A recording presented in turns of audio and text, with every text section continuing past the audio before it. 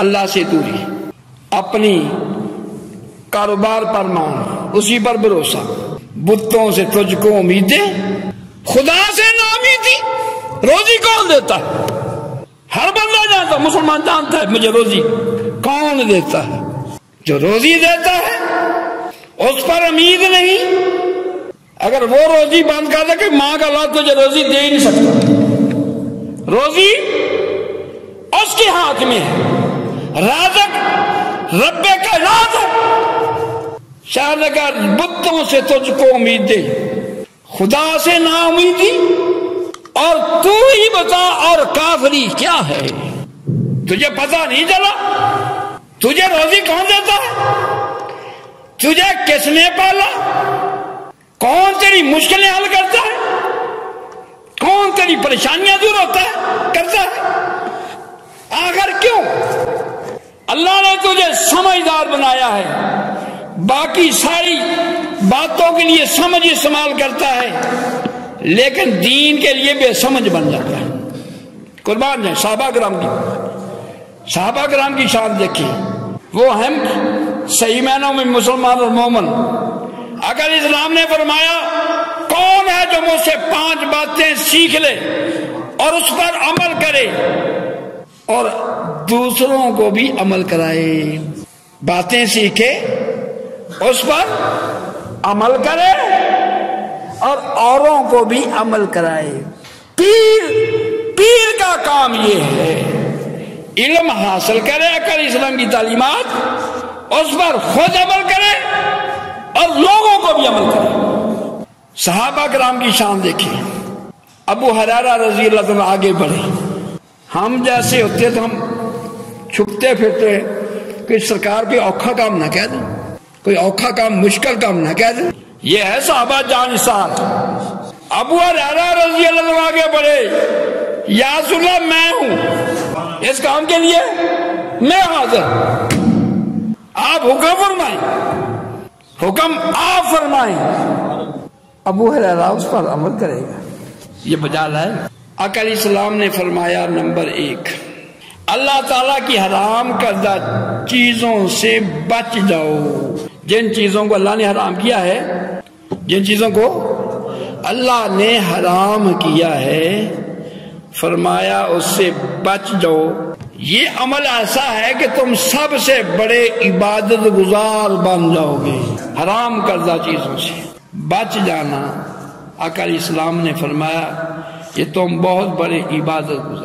ایک بندہ حرام بھی کھا رہا ہے اور نمازیں بھی پڑھ رہا ہے، نہیں، نماز تو برائی سے روکتی ہے، نماز پڑھتا ہے برائی کو چھوڑ جائے۔ دوسری بات، قربان جائیں آقا علیہ السلام، یہ آپ خزانے لٹا رہے ہیں۔ عام بندہ سوچتا کہ دولت کی بات، پیسوں پوسوں کی بات ہوتی، کوئی زمین جائیداد کی بات ہوتی، تو یہ اگر سمجھ آ جائے یہ بہت بڑا آپ نے خزانہ عطا فرمایا۔ دوسرا آپ نے فرمایا اللہ تعالیٰ کی تقسیم پر راضی ہو جاؤ۔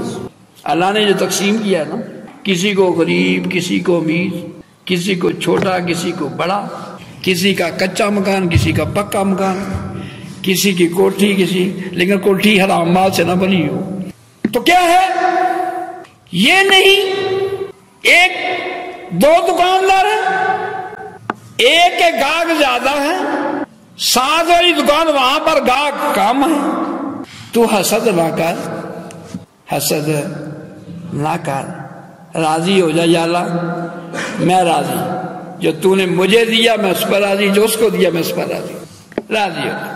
یہ تقسیم اللہ کی ہے۔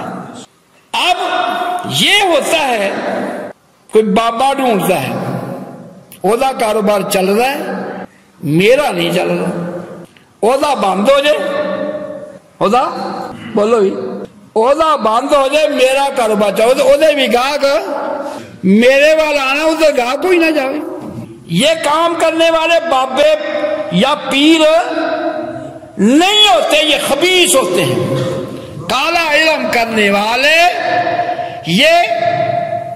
یہ خدا کے شریک بننے والے، یہ نہ بابے ہیں نہ پیر ہیں. پیر تو میں نے پہلے عرض کی، پیر وہ ہے جو خود دین پر چلے اور لوگوں کو دین پر چلائے. ان خبیثوں کا نام بابا، بعض ان کو پیر صاحب کہتے ہے شیطان، اس کو پیر صاحب کہتے نہیں. پیر وہ ہے جو سنت کا پیکر ہو، پیر وہ ہے جو شریعت کا پابند ہو، خود بھی شریعت پر چلے، لوگوں کو بھی شریعت پر چلائے. آج کل یہ مسئلہ بہت عام ہے. جو پیر ہے جو نیکی کا راستہ بتائے، اس کے پاس جانے کے لیے تیار نہیں. کوئی ایسا بابا ہے الٹے پلٹے طویل لے کے دے، کاروبار میں اضافہ، اس کے لیے اس کے پاس جاتے ہیں. بھئی اس کے پاس نہ جا، تیرا رب شاہ رخ سے بھی قریب ہے، اس کے بارگاہ میں عرض کر، یا اللہ اس کو اور دے، اس کے صدقے مجھے بھی دے. جو کسی کی خیر خواہی چاہتا ہے، کسی کا بھلا چاہتا ہے، اللہ اس کا بھلا کرتا ہے. درویش یہی کہتے رہے ہیں، سب دا بھلا تو سب دی خیر. یہ درویشوں کا معمول رہا، سب دا بھلا سب دی خیر، ایک ہی نہیں.